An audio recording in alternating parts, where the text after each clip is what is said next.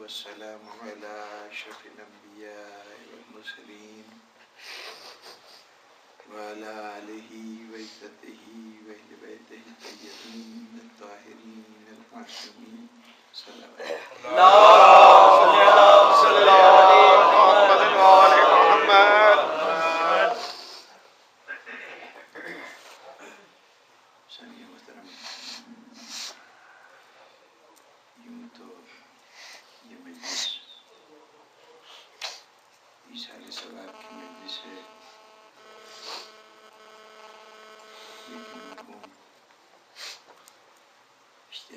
سے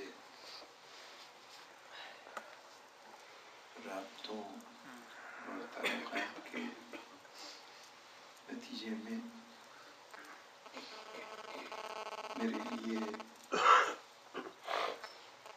یہ ماضی کو یاد کرنے کا ایک مرحلہ بھی ہے. وہ یادیں جو جناب اشتیاق ذیلی صاحب کی ذات گرامی سے وابستہ ہیں، جہاں تک ان کے ذاتی پہلوؤں کا تعلق ہے، وہ نہ تو ممبر پہ بیان ہوتی ہیں نہ ہونی چاہیے، کیونکہ یہ تو ذکر محمد و آل محمد کا ممبر ہے. اس لیے گزری ہوئی باتوں کو دہرانا ہی تو یادیں ہوتا ہے نا. تو کیوں نہ آج اکتفا کروں ان کہی ہوئی باتوں کو دہرانے پر کہ جو ان کے حیات میں بھی زبان پہ آتی رہی، جنہوں نے سن رکھا ہے ان کے لیے قند مقرر. لیکن بہرطور خود کو دہراؤں گا تو کم از کم حوالے بدل جائیں گے، موقع محل تبدیل ہو جائے گا. سبحان اللہ. پیش نظر ایک سوال، اگر کوئی مجھ سے یہ پوچھے کہ علی سے محبت کیوں کرتے ہو، تو میرے خیال میں اس سوال کا جواب دینا بالکل مشکل نہیں. لیکن اگر یہ پوچھا جائے کہ لوگ علی سے عداوت کیوں کرتے ہیں،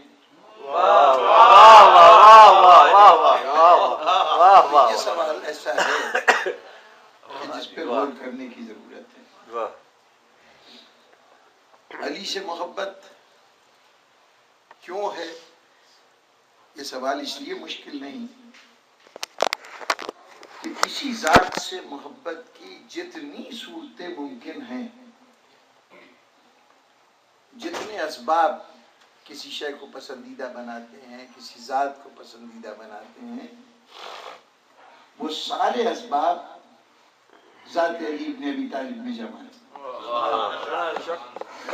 اس لیے محبت میں تو کوئی زحمت کا سوال نہیں.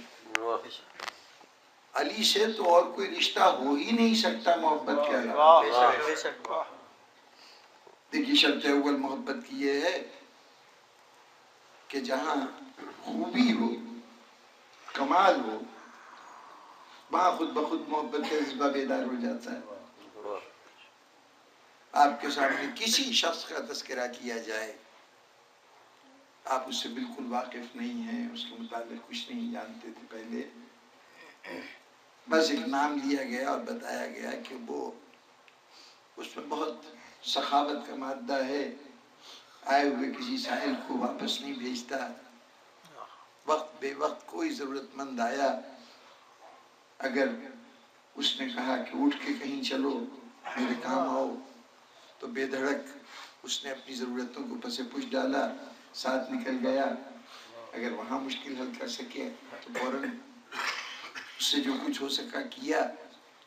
تو جیسے جیسے اس کی سخاوت کی تفصیل بیان ہو رہی ہے، دل میں خود بخود ایک اپنائیت کا احساس، ایک پسندیدگی کا احساس کہ اگر کہیں وہ ملے تو کاش ہمارا بھی دوست ہو. تو تو اب جہاں ایک صفت کسی کے لیے پسندیدگی کا جذبہ پیدا کر دے تو جو ہمہ صفت موصوف ہو اس کی ذات سے محبت کے علاوہ کیا نتیجہ نکلے گا؟ پھر اگر کسی ذات میں ایسی صورتحال ہو کہ اس نے آپ کے کسی مقصد کو حاصل کرنے کے لیے یا کسی موقع پر آپ کے کام آنے کے لیے کوئی قربانی دی ہو، ایثار کا مظاہرہ کیا ہو، تو یہ قربانی بھی یاد رہتی ہے ہر اس شخص کے لیے کہ جو شرافت رکھتا ہے وہ احسان کو فراموش نہیں کر سکتا، اور نتیجتاً اس احسان کے نتیجے میں اس شخصیت سے اس کی عقیدت اور محبت کم نہیں ہوتی۔ کسی نے کبھی ڈوبتے بچا لیا ہو، کسی قرض میں پھنسے ہوئے شخص کے آگے بڑھ کر قرض کو ادا کر دیا ہو، کسی زبردست دشمن کی گرفت میں آئے ہوئے شخص کو آزادی اور رہائی دلا دی ہو، یہ تمام باتیں اس ذات سے پسندیدگی کا سامان بن جاتی ہیں۔ علی کی زندگی تمام تر ایثار و قربانی کی زندگی، جو کچھ کیا ملت اسلامیہ کے لیے کیا، اپنی ذات کے لیے کچھ نہیں کیا۔ جس کی زندگی کا طرز عمل یہ ہو کہ وہ مستقل اپنی جان کو ہتھیلی پہ لیے پھر رہا ہو، قربانی کا کوئی مرحلہ نہ ہو جہاں اس نے اپنی جان کو آگے پیش نہ کیا ہو۔ اب یہ اللہ کی اپنی مصلحت ہے کہ وہ بچاتا چلا جائے، ورنہ علی نے تو اپنی جان قربان ابتدائی مرحلوں پہ کر دی تھی۔ ایک ضمنی بحث ہے کہ شہادت لوگ سمجھتے ہیں کہ مرنے کا نام ہے، میدان جنگ میں جان دینے کا نام ہے۔ مرنا کسی کے اختیار میں نہیں ہے، موت کسی کے اختیار میں نہیں ہے۔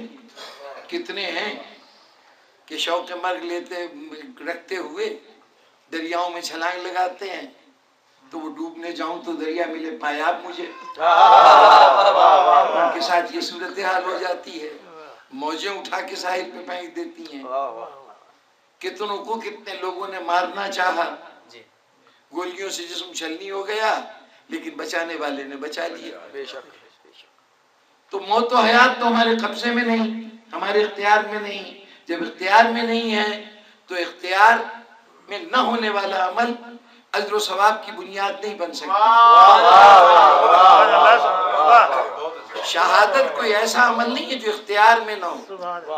اگر اختیار میں نہ ہو تو پھر اس صورت میں یہ سمجھ لیجئے کہ پھر شہادت کوئی قابل تعریف بات نہیں ہے۔ اگر اللہ نے کسی کو کوئی شکل دی ہے تو اس شکل کے اوپر وہ ناز کرے کہ میں افضل ہوں باقی لوگوں سے، تو یہ شریعت زیادتی ہوگی کہ یہ شکل تو اللہ نے دی ہے، تمہارا اس میں کیا کمال ہے۔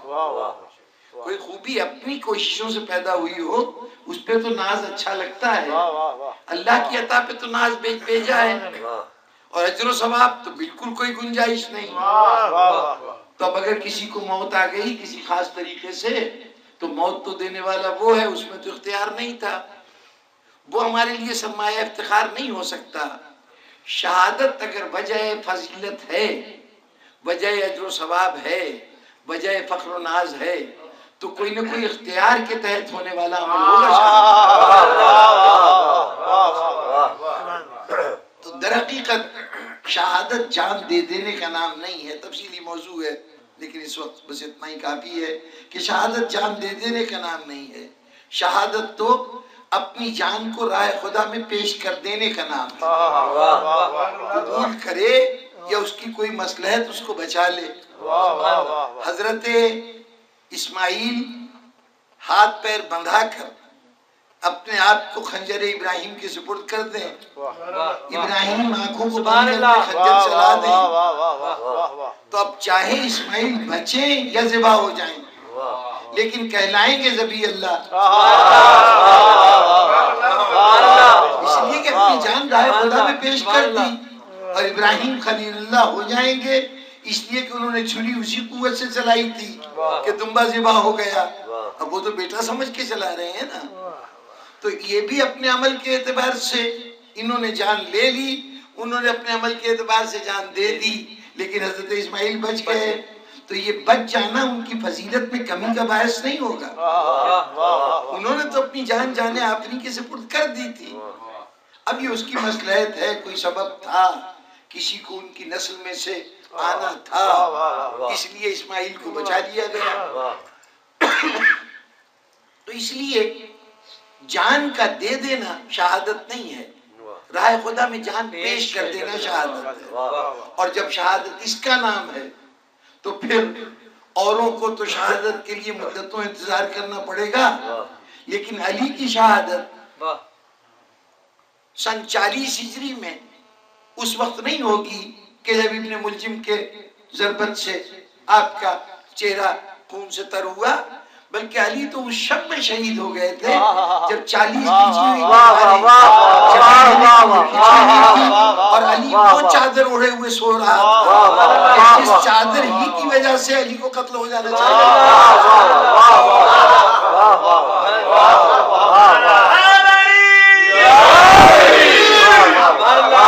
دنیا بھر میں بہروپ بھرا جاتا ہے جان بچانے کے لیے. بہت سے خطرناک مرحلوں پر بڑے بڑے صاحبان ریش برقعے پہن لیتے ہیں کہ جان بچ جائے. بہروپ ہمیشہ مشکل سے نکلنے کے لیے, جان لینے سے جان جا رہی ہو اس سے بچنے کے لیے بہروپ بھرا جاتا ہے. یہ دنیا میں پہلا بہروپ ہے کہ علی رسول بن کے لیتے ہیں اس امید میں کہ جب تک رسول ہیں تب تک تو تلواریں ان کے دشمن ہیں. جس دن بہروپ ہٹ جائے گا تو پھر کوئی دشمنی نہیں ہوگا. دنیا نے دیکھ لیا کہ جیسے ہی چادر ہٹی تو علی سے تو کوئی اختلاف نہیں, جس کو مارنے آئے تھے وہ جا چکا تھا. تو علی نے آج وہ بہروپ بھرا ہے جو جان دینے کے لیے. تو جہاں ایثار و قربانی کی یہ واقعات ہوں, جانشاری کی یہ کیفیتیں ہوں, بتائیے اس سے محبت نہ کی جائے تو اور کیا کیا جائے. صفات کا یہ عالم کہ میں نے اس کیا کہ بات تو کئی ہوئی باتوں کو دہرانے کا دن ہے آج میرے لیے. صفات کا یہ عالم ہے کہ اوروں کی صفات کی حد مل گئی ہمیں. کسی کی سخاوت تھی, کسی کی شجاعت تھی, کسی کی علم تھا, معلوم ہو گیا کتنے پانی میں ہیں. علی کے کمالات کی حد نہیں ملی. ایک آسان سا طریقہ ہے ہمارے ہاں قابلیت بتانے کا. ایک تو یہ ہے کہ بھئی میں نے یہ ڈگری حاصل کی ہے, یہ امتحان پاس کیا ہے, لیکن ایک طریقہ یہ بھی ہے کہ جی میں فلاں امتحان میں فیل ہو گیا تھا, میں 9ویں جماعت میں فیل ہو گیا تھا, اس کے بعد سے پڑھائی چھوڑ دی. میں 12ویں جماعت میں فیل ہو گیا تھا, پڑھائی چھوڑ دی. اب بظاہر قابلیت کا پیمانہ تو یہ ہونا چاہیے کون سی جماعت پاس کی, لیکن دیانتداری کی بات یہ ہے کہ وہ پاس ہونے والی جو تشریح ہے وہ صحیح قابلیت کا پیمانہ نہیں ہے.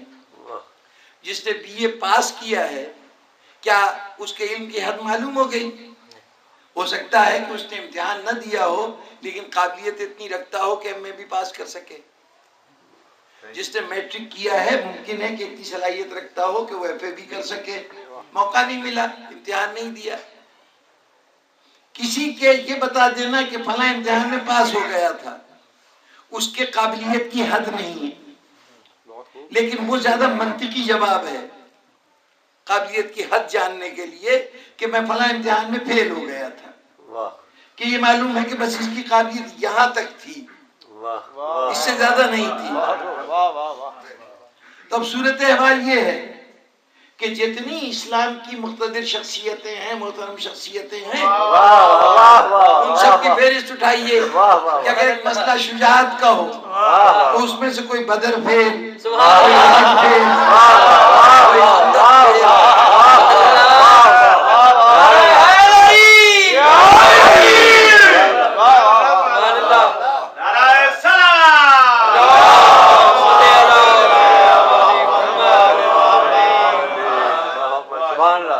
اب علی کے فیل ہونے کی کوئی منزل ہی نہ آئے، ہر امتحان میں پاس، تو اب بتائیے کیسے معلوم کہ حد کیا ہے شجاعت کی؟ اگر کوئی سوال کے جواب میں خاموش ہو جائے تو سمجھ گئے کہ اس کا علم یہیں تک تھا۔ سوال کرنے والے تھک جائیں، جواب دینے والا جواب تو معلوم ہوا کہ علم کی کوئی حد نہیں۔ تو تمام دنیا کی فضیلتوں کی حد ہے، علی کے کمالات کی حد نہیں، فضائل کی حد نہیں۔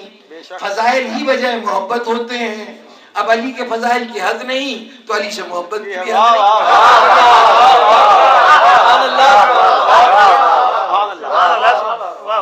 ظاہر ہے کہ کوئی یہ تو بڑا ہی آسان مسئلہ ہے کہ علی سے محبت کیوں کی جائے، 10,000 جواب ہیں۔ جتنی وجوہات آپ کے ذہن میں آتی ہیں، دیکھیے ایک وجہ یہ بھی ہو سکتی ہے کہ محبت مجھے کسی ذات سے ہے تو اس ذات سے تعلق رکھنے والی ہر چیز محبوب ہو جاتی ہے، اس کی محبوب چیزیں ہمارے لیے بھی محبوب ہو جاتی ہیں۔ سارے مسلمان عشق رسالت کا دم بھرتے ہیں، حضور سے محبت کے دعوے دار ہیں، تو اب سیدھی سی بات ہے کہ جتنی چیزیں حضور سے نسبتیں رکھتی ہیں وہ سب محبوب ہو جائیں گی۔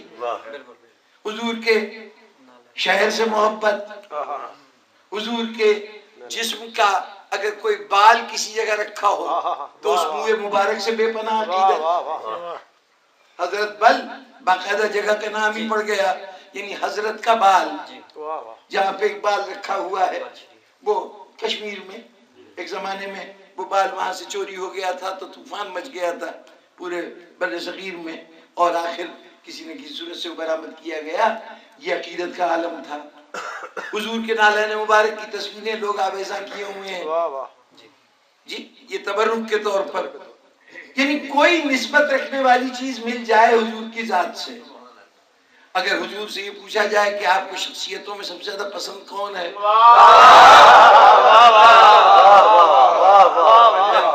اور وہ اگر علی کا نام لیں تو آپ بتائیے کہ جو رسول کی ذات سے ذرہ برابر بھی محبت رکھتا ہے کیا علی سے عداوت رکھ سکتا ہے؟ ان نسبتوں سے بھی علی سے محبت،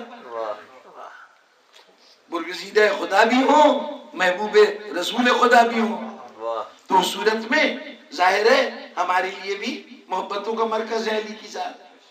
جتنے پہلو آپ سوچیں گے، جتنے جوازات، جتنے اسباب کسی ذات سے محبت کے سوچیں گے وہ سب علی کی ذات میں موجود ہوں گے، موجود نہیں ہوں گے بلکہ کامل ترین صورت میں ہوں گے، اس سے زیادہ جواز ہو نہیں سکتا، سب علی کی ذات میں موجود ہوگا۔ تو محبت تو سمجھ میں آتی ہے، عداوت کیوں؟ عداوت کے اسباب کیوں؟ کوئی منطقی وجہ نہیں ہے علی سے عداوت کی، کوئی منطقی وجہ یہ کہ جہاں عقل اس کی تائید کر سکے ان اسباب کی۔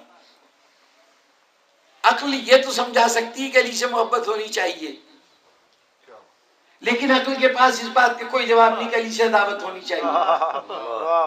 میں کوئی ذاتی اختلاف ہو، کسی قسم کی تقسیم، وہ ایک جواز دیا گیا تھا اس وقت کے لوگوں کی طرف سے کہ وہ دراصل معاملہ یہ ہے کہ علی نے کفار کے تقریباً ہر گھر کے کسی نہ کسی فرد کو مارا تھا مختلف جنگوں میں، تو اس لیے علی سے عداوت ہے، یہ سبب بنایا گیا۔ چلیے ایک جواز سمجھ میں آتا ہے، لیکن اگر یہ جواز ہے حقیقتاً کہ علی سے اس لیے دشمنی کرے کوئی شخص کہ اس کے اجداد کو علی نے مارا تھا، تو پہلے تو مان لے کہ وہ ان کافروں سے ربط رکھتا ہے۔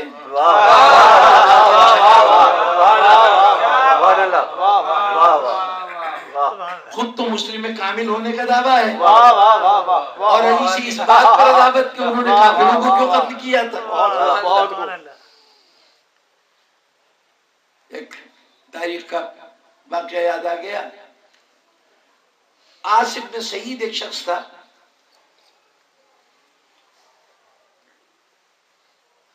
یہ ابو جہل کا، عاصم بن مغیرہ ابو جہل کا بھائی تھا۔ جنگ بدر میں جناب امیر علیہ السلام کے ہاتھ سے ایک شخص عاص بن سعید مارا گیا. اسی جنگ میں عاص بن مغیرہ بھی مارا گیا، ابو جہل کا بھائی. اس عاص کا بیٹا سعید ابن عاص جو بعد میں یعنی یہ بنو امیہ کا فرد تھا، سعید ابن عاص جس کی بات کر رہا ہوں، جو علی کی تلوار سے مارا گیا تھا. حضرت عمر نے ایک دن سعید ابن عاص کو، اس عاص مقتول جنگ بدر کے بیٹے کو، ایک دن کہا کہ میرا خیال ہے کہ تم مجھ سے ناراض رہتے ہو.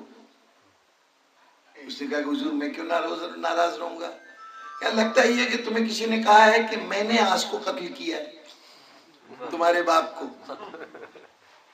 میں نے نہیں قتل کیا عاص کو، وہ تو میرا ماموں تھا جس کو میں نے مارا ہے. چونکہ یہ ابو جہل کے بھانجے ہیں حضرت عمر، اور وہ عاص جو ابو جہل کا بھائی تھا وہ بدر میں مارا گیا تھا، تو انہوں نے کہا کہ اس ماموں کو تو میں نے مارا ہے، لیکن اس عاص کو، اور یہ واحد شخص ہے تمام جنگوں میں جس کے قتل کی ذمہ داری حضرت عمر نے قبول کی ہے کہ میں نے اس کو مارا ہے، اور کسی جگہ ہمیں سراغ نہیں ملتا کہ کون سا کافر حضرت عمر کے ہاتھ سے مارا گیا ہے.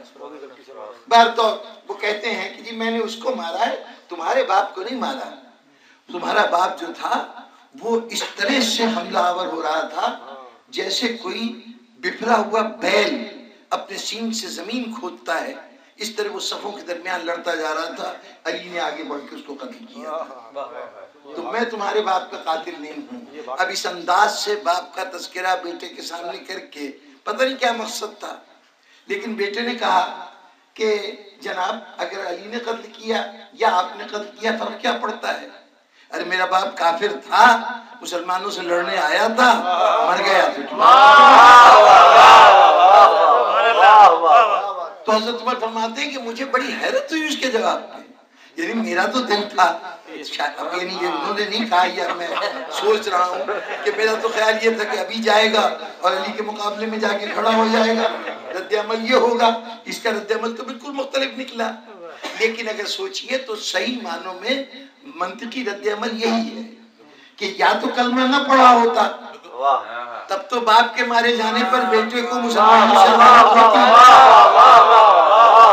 جب یہ اسلام کو سچائی کے طور پہ قبول کر لیا تو حالت کفر میں کوئی مارا گیا ہو، اس پہ ندامت تو ہو سکتی ہے کہ میرا باپ مارا گیا، اس پہ علی سے دشمنی نہیں ہو سکتی. اور اگر علی سے دشمنی ہے تو اس کا مطلب ہے کلمہ صرف زبان سے پڑھا ہے، دل سے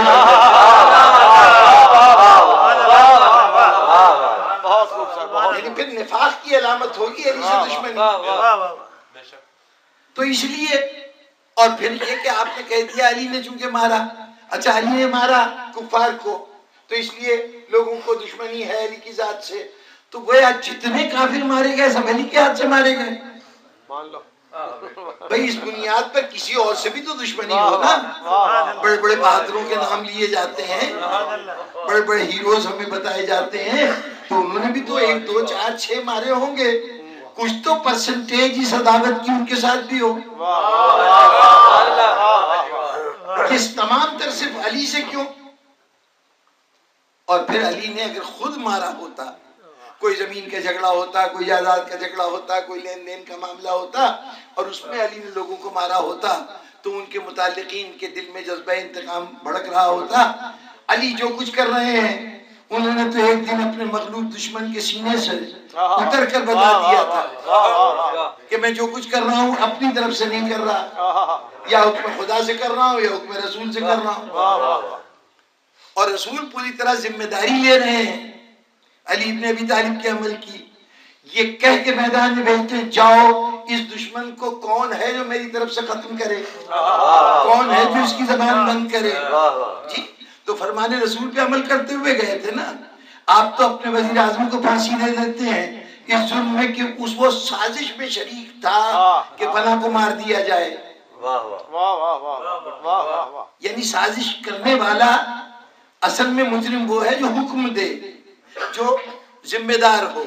وہ تلوار مجرم نہیں ہوتی بلکہ وہ تلوار چلانے والا مجرم ہوتا ہے. تلوار علی کی تلوار، علی خود تلوار ہے رسول کی، رسول چلا رہے ہیں اور اپنے دین کے مخالفین سے کو ختم کر رہے ہیں، تو ایسی صورت میں ذمہ داری تو رسول کی ذات پہ آنی چاہیے تھی۔ عشق رسول کا دعویٰ ہو اور علی سے عداوت ہو کہ انہوں نے مارا تھا، جس کے کہنے پہ مارا تھا اس سے عداوت ہونی چاہیے نا۔ یا چلیے اگر علی سے عداوت ہے تو رسول کی عداوت کے ساتھ ہوگی، یعنی جس نے حکم دیا ہے اس سے بھی عداوت ہو، جس نے حکم پہ عمل کیا ہے اس سے بھی عداوت ہو۔ صرف علی سے عداوت ہو اور عشق رسول کا دعویٰ ہو، یہ دونوں چیزیں جمع نہیں ہو سکتی۔ تو معلوم ہوا کہ عداوت کی یہ وجہ بھی نہیں ہے، جو واحد وجہ بتائی گئی یہ وجہ بھی نہیں ہے۔ اب یا تو عداوت کی وجہ حسد ہے، علی کی ذات سے حسد ہے کہ یہ ساری خوبیاں ان میں ہی کیوں ہیں، ہم میں کیوں نہیں ہیں، جو حسد کا مسئلہ ہوتا ہے، اور اس کا امکان بہت زیادہ ہے۔ اور ورنہ میں یہ سمجھتا ہوں کہ یہ مسئلہ کچھ اور ہے۔ وہ سورہ عنکبوت ابتدا ہوتی ہے کہ کیا تم سمجھتے ہو کہ تم یہ کہو گے کہ ہم ایمان لے آئے اور اس کے بعد یوں ہی چھوڑ دیے جاؤ گے اور تمہارا امتحان نہیں ہوگا؟ نہیں، ہم پچھلی اقوام کا بھی امتحان لیتے رہے ہیں، تمہارا بھی امتحان لیتے رہیں گے۔ کہیں ایسا تو نہیں کہ علی کی محبت اور چیزیں تو ایمان کا مسئلہ ہیں، خدا پہ ایمان لے آئیے، رسول پہ ایمان لے آئیے، علی کی ذات کو اللہ نے صرف امتحان کے لیے خلق کیا ہو۔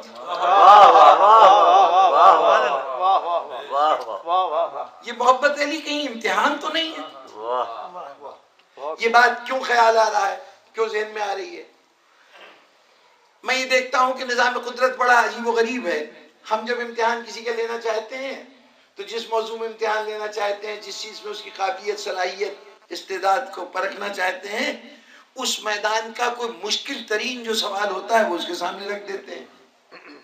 جو ہمارے خیال میں مشکل سوالات اس سطح کے لیے جس سطح کے امتحان لے رہے ہیں، وہ سوال رکھ دیے جاتے ہیں۔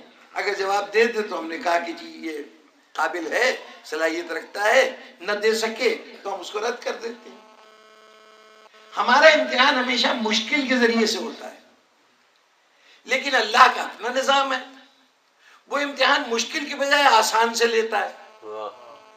اس کا امتحان عجیب و غریب ہے کہ جو آسان ترین سوال ہوتا ہے وہ سامنے رکھتا ہے، اور اب یہ اس کا کمال ہے، یہ پروردگار عالم کا اپنے اس کی خصوصیت ہے کہ ہم مشکل کے ذریعے دوسرے کی صلاحیت کا اندازہ لگاتے ہیں۔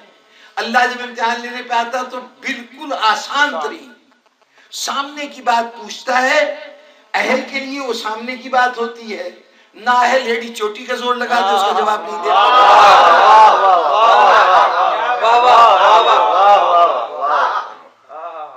اب اس بات کی وضاحت کے لیے مثالیں دیتا رہا ہوں، تاریخ سے دوہرا دیتا ہوں، پھر اندازہ لگائیے کہ جو لوگ عبادتوں کے عادی ہیں، اب جو بیچارے راتوں کو اٹھ کے نماز پڑھتے ہیں، تہجد کے گزارنے والے ہیں، عمر گزر گئی تہجد پڑھتے پڑھتے، اب ان سے کہیے کہ آج رات کو اطمینان سے سوتے رہو، تو وہ کوشش بھی کریں گے تو نیند نہیں آئے گی۔ وہ جیسی رات کو وہ وقت آئے گا جس وقت بیدار ہو جاتے تھے، آنکھ کھل جائے گی۔ اب چاہے لیٹے رہیں لیکن یہ کہ بہر طور عادت سے مجبور ہے۔ اسی طرح کسی کو عبادت میں شوق ہے کہ بارگاہ ہستی میں سجدے کرتا رہے، ساری زندگی سجدے کرتے گزری ہو، اس سے کہیں کھڑے ہو جاؤ تو وہ ایک لمحے کے لیے کھڑا تو شاید ہو جائے، لیکن فوراً پھر جیسے ہی موقع ملے گا سر سجدے میں چلا جائے گا۔ فرشتوں کے طبقے کو تو خاص طور پر اللہ نے بنائی اس طرح سے ہے کہ جو قیام میں ہے وہ قیام میں ہے، جو رکوع میں ہے وہ رکوع میں ہے، اور جو سجدے میں ہے وہ سجدے میں ہے۔ اب بارگاہ ہستی کے سجدہ کرنے والے فرشتوں میں سے اللہ نے ان فرشتوں کو بلا کے ایک مرتبہ کہا کہ پہلے تو تم مستقل سجدہ کر رہے تھے، آج ہم فرمائش کر رہے ہیں خود، تمہارا ذوق عبادت پہلے سر جھکا رہا تھا نا، آج ہم بحیثیت پروردگار عالم کے تم سے فرمائش کر رہے ہیں کہ ذرا ادھر جدھر ہم کہہ رہے ہیں اس کو قبلہ سمجھ کے ادھر سجدہ کر دو۔ اب بتائیے سجدہ کرنے والوں میں سے کسی کا ہو جاتا ہے کہ اس کے سامنے آدھا گھنٹہ کھڑے رہو تو شاید تھوڑی دیر کے بعد اسے الجھن ہونے لگتی ہے اور بے ساختہ سر سجدے میں گر جاتا ہے. اس کی ساری زندگی سجدے میں سر رکھے گزری ہے. لیکن یہاں ہمیشہ سجدہ کرنے والا اور اللہ کہہ رہا ہے کہ سجدہ کر لو. اب چونکہ آج امتحاناً کہہ رہا ہے وہی آسان کام اتنا مشکل ہو گیا کہ دربار خداوندی سے نکالا گیا.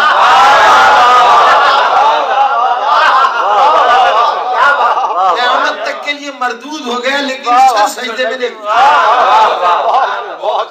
معلوم ہوا کہ جب امتحان کے طور پر آسان ترین بات پیش کی جائے تو پھر جو اہل نہیں ہوتا اس کے لیے ممکن ہی نہیں ہوتا. اچھا یہ تو عالم بالا کی بات تھی. ہم تو اس وقت موجود نہیں تھے. ابھی تو ہمارے جد اعلیٰ حضرت آدم کو بھی روح سے سرفراز نہیں کیا گیا تھا تو اس لیے یہ تو سنی سنائی ہے جو ہم دہرا رہے ہیں. جو آنکھوں دیکھی ہے صورتحال یہ ہے کہ اردو میں محاورہ ہے ڈوبتے کو تنکے کا سہارا.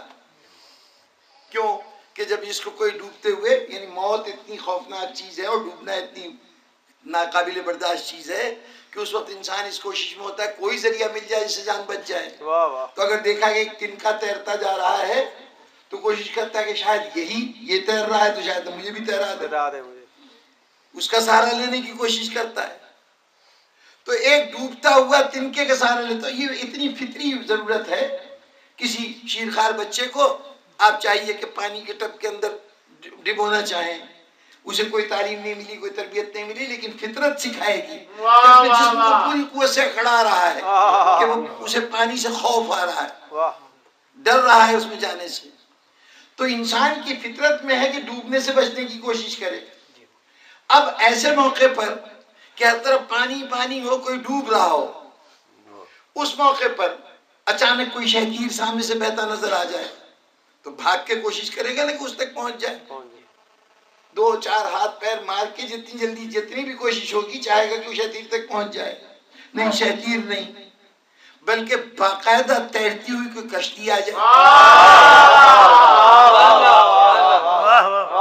اچھا ممکن ہے کہ بڑا غیرت مند تھا یہ ڈوبنے والا اور وہ کشتی کے اوپر اس کا کوئی دشمن بیٹھا ہوا تھا اس کی غیرت نے کہا ڈوب مرو لیکن دشمن کی کشتی پہ نہ جاؤ. اتفاق سے کشتی پہ باپ بیٹھا ہو اور باپ بھی صرف بیٹھا نہ ہو آواز دے رہا بیٹے آ جا بچ جائے گا. ہاتھ بڑھا رہا ہو ہاتھ پکڑ لو اور وہ کہتا ہے ڈوب مروں گا کشتی پہ نہیں آؤں گا. اب بتائیے اس وقت آسان ترین کام کیا تھا. یعنی عام حالت میں کسی اور کی کشتی ہوتی تو یہ تو ہم جس چیز کو سمجھتے ہیں کہ بالکل جائز ہے اس کے لیے ہمارے اصطلاح رائج ہے کہ باپ کا مال سمجھ رکھا ہے. یہ کشتی تو تھی ہی باپ کا مال. اس سے زیادہ جائز چیز کیا ہو سکتی ہے. اس سے زیادہ آسان صورت پسندیدہ صورت ہو ہی نہیں سکتی ایک ڈوبنے والے کے لیے کہ اس کا باپ کشتی کے اوپر اس کو دعوت دے رہا ہو کہ اس کے اوپر آ جاؤ بچ جاؤ. اگر وہ ڈوب جائے اور کشتی پہ نہ آئے تو اس کا مطلب یہ ہے کہ آج کشتی پہ بیٹھنا امتحان ہے. جو اہل ہے اس کے لیے کوئی مسئلہ نہیں تھا. اپنا معلوم کہاں کہاں کے جانور چل کے آ گئے اس کشتی پہ سوار ہو گئے اور جو نااہل تھا اسے باپ بھی آواز دیتا رہا تو وہ ڈوب گیا کشتی پہ نہیں آیا. اس کا مطلب یہ کہ جب اللہ امتحان لینے پہ آتا ہے تو آسان چیز سامنے رکھتا ہے. اب ذرا غور فرمائیے مسلمانوں کو اللہ کے نبی نے جتنی باتوں پر ایمان لانے کے لیے کہا جتنی باتیں دین سے متعلق ہیں ذرا ان میں دیکھیں کہ مشکل ترین بات کون سی ہے. سب سے پہلی مشکل بات یہ تھی کہ ایک خدا کو مانو جسے نہ آنکھیں دیکھ سکتی ہیں نہ ہاتھ چھو سکتے ہیں نہ کان اس کی آواز سن سکتے ہیں. تمہارے معلومات کا واحد ذریعہ تمہارے 5 حواس اور ان 5 میں سے ایک حص بھی اس کو نہیں محسوس کر سکتی.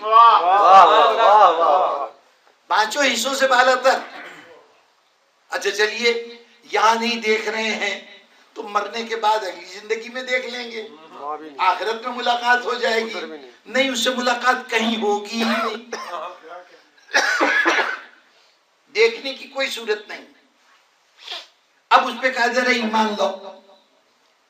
بتائیے ہمارے لیے آنکھوں دیکھی بات کو مانا جا سکتا ہے, کانوں سنی بات کو مانا جا سکتا ہے, ایک ایسا وجود جس کو ماننے کی کوئی طریقہ ہمارے پاس ہے ہی نہیں, کوئی ذریعہ. ہمارے علم کا تو واحد ذریعہ ہمارے حواس ہیں. ان حواس سے جو چیز محسوس نہ ہو ہمارے علم میں نہیں آتی. اس خدا کو ماننا کتنا مشکل ہوگا. لیکن کہنے والے کی بات پر اتنا یقین تھا, اس کی سچائی پر اتنا اعتماد تھا کہ اس نے کہا کہ خدا ہے. ہم نے کہا ہے, مان لیا. اچھا جس طرح وہ خدا سمجھ میں نہیں آ رہا تھا, خود ذات رسالت نے کہا کہ میری رسالت کو مانو, میں اللہ کی طرف سے نبی بن کے آیا ہوں. تو جناب والا اگر وہ اپنی تاریخ پیدائش بتاتے میں مان لیتا. ہمارے دائرہ مشاہدہ میں تھی نا بات, ہم نہ صحیح کسی نے تو دیکھا ہوگا.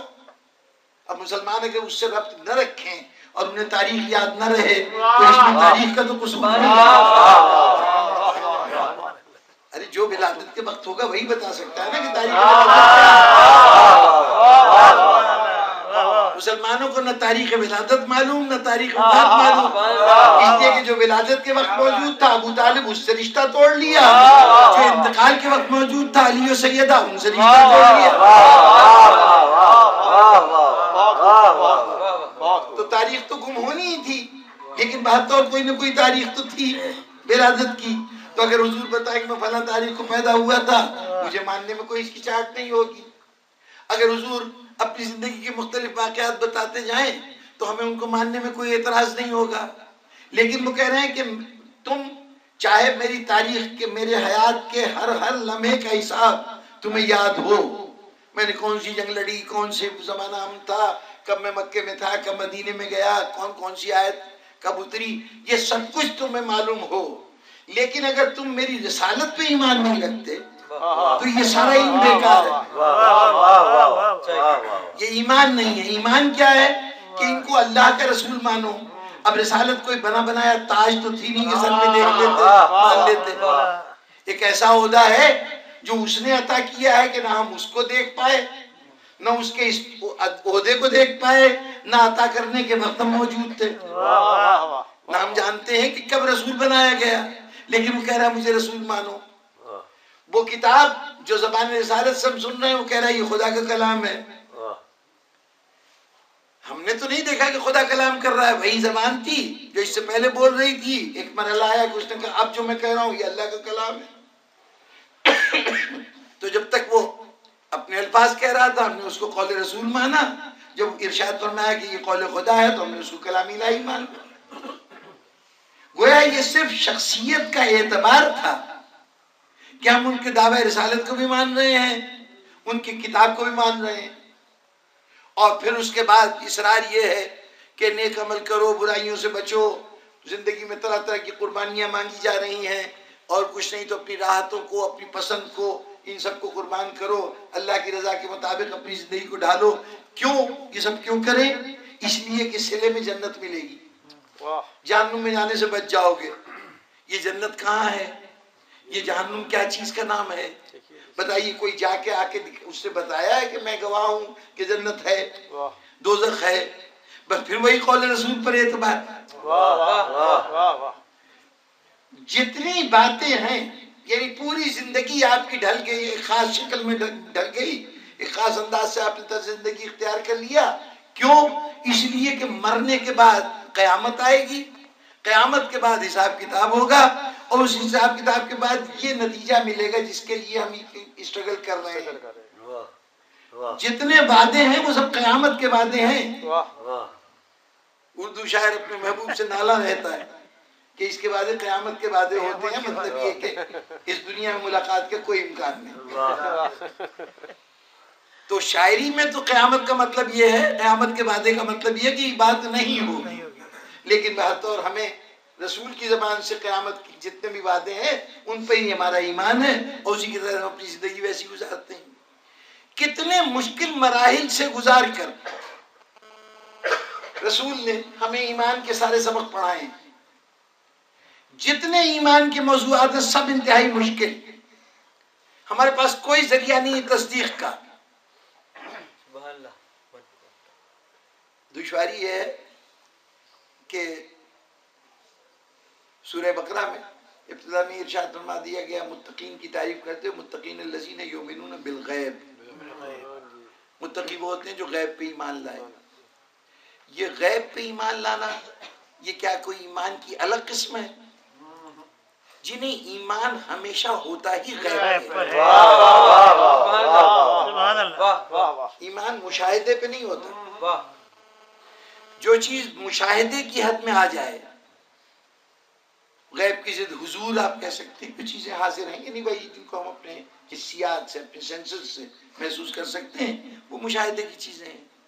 یہ مشاہدے میں جتنی چیزیں ہیں یہ سب علم ہیں، ایمان نہیں۔ ایمان وہ چیزیں ہیں جو مشاہدے کی حد سے باہر ہیں۔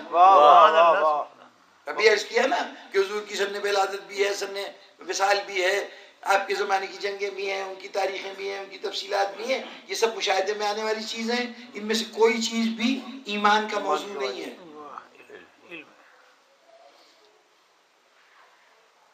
ایمان کے لیے شرط ہے کہ وہ غیب کی بات ہو۔ رسول کی ذات کے تمام واقعات، تاریخ کے تمام واقعات تاریخ ہے، ایمان کا موضوع نہیں، علم ہے، ایمان نہیں ہے۔ ہاں رسالت ایمان ہے، خدا تمام تر غیب ہے اس لیے تمام تر ایمان ہے، اس کا وجود بھی ایمان اور اس کی تمام صفات بھی جتنی ہیں وہ سب ایمان کا موضوع ہے۔ علی کی زندگی کے سارے کوائف آپ کو معلوم ہو، وہ ایمان کا مسئلہ نہیں ہے۔ ایمان کا مسئلہ پھر یہ ہے کہ آپ اللہ کا ولی مانتے ہیں کہ نہیں، مولا مانتے ہیں کہ نہیں۔ پھر وہی بات ہے کہ یہ منصب اللہ عطا کرتا ہے، کہاں عطا کرتا ہے، کس شکل میں ہوتا ہے منصب، ہمیں نہیں معلوم۔ بس جو جز غیب کا ہے علی کی ذات سے وابستہ، اس کو مان لینے کا نام ایمان ہے۔ ماننے کے لیے شرط یہ ہے کہ کوئی غیب کا جز ہو۔ خدا کی ذات میں غیب تھا، ہم نے غیب کو مانا، ایمان کا مسئلہ۔ رسول کی ذات میں رسالت غیب تھی، مانا تو ایمان کا مسئلہ۔ علی کی ذات میں ولایت غیب تھی، مانا تو ایمان کا مسئلہ۔ آپ کہتے ہیں یہ صحابہ کو نہیں مانتے، جناب ہم کیا کریں؟ آپ صحابہ میں کوئی غیب کا جز تو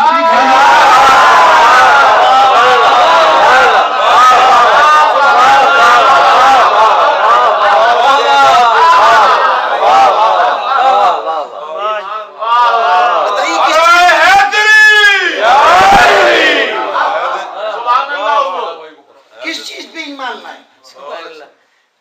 یہ بھائیو یہ کوئی فرقے وارانہ بحث نہیں ہے، یہ بنیادی بات ہے۔ صحابہ تاریخ کی شخصیتیں ہیں، تاریخ مشاہدے کی چیز ہے، مشاہدے کا علم ہوتا ہے۔ صحابہ کے متعلق علم ہے، آپ پوچھئے ہم بتائیں گے، آپ کو نہیں معلوم ہوگا، ان کے باپ دادا پر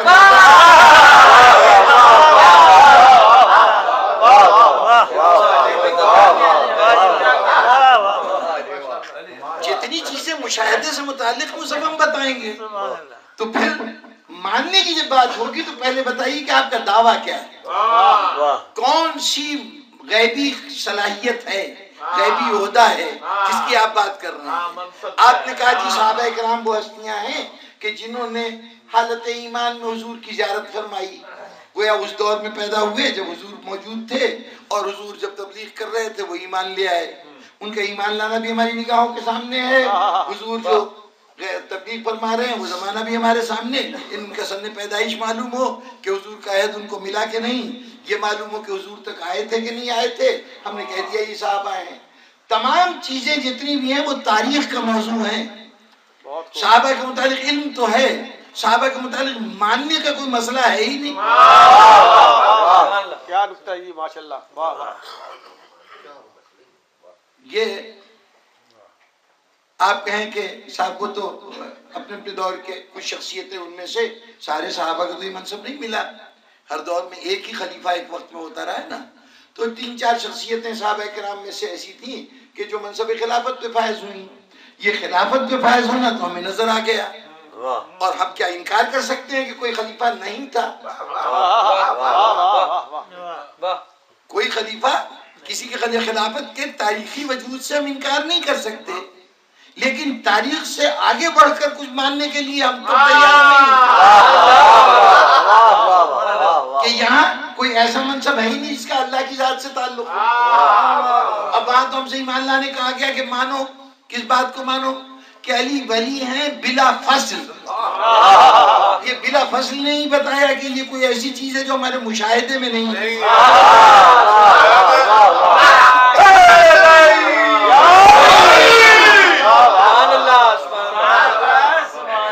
شاید فصل ہوتا تو مشاہدے میں آ جاتا. جہاں فصل ہے ہی نہیں وہاں مشاہدہ تو پہلے ہی دفعہ. تو یہ تو بلا فصل ماننے والی بات ہے. تو یہ ہے علی کی ذات سے وابستہ. تو صحابہ کرام کے ساتھ تو کوئی ایسی بات وابستہ ہے ہی نہیں کہ جس کو ماننے والی بات کہی جائے. چنانچہ ہم بھی نہیں مانتے اور خیر سے آپ بھی نہیں مانتے. یہ اور بات ہے کہ آپ اس کو نہ مانیں کہ آپ نہیں مانتے. ورنہ مانتے ہوتے تو کم از کم اور جگہ نہیں تو ایمان مفصل کے نام سے آپ کیا ایک ایمان کے لمبا چوڑا 1.5 صفحے کا کلمہ ہے جس میں جتنی چیزیں مانتے ہیں ان سب کا ذکر ہے. خدا کو مانا، نبیوں کو مانا، کو مانا، جنت کو مانا، دوزخ کو مانا، فرشتوں کو مانا، خیر و شر کا اللہ کی طرف سے ہونے کو مانا. جتنے ماننے کے پہلو ہیں سب مانے. ہم انتظار میں تھے کہ ابھی ہم نے کہا کہ صحابہ کو بھی مانا. پورا کلمہ پڑھ ڈالا، صحابہ کا ذکر نہیں تھا. تو بھائی جو تم خود نہیں مانتے ہم سے کیوں منوا رہے ہو؟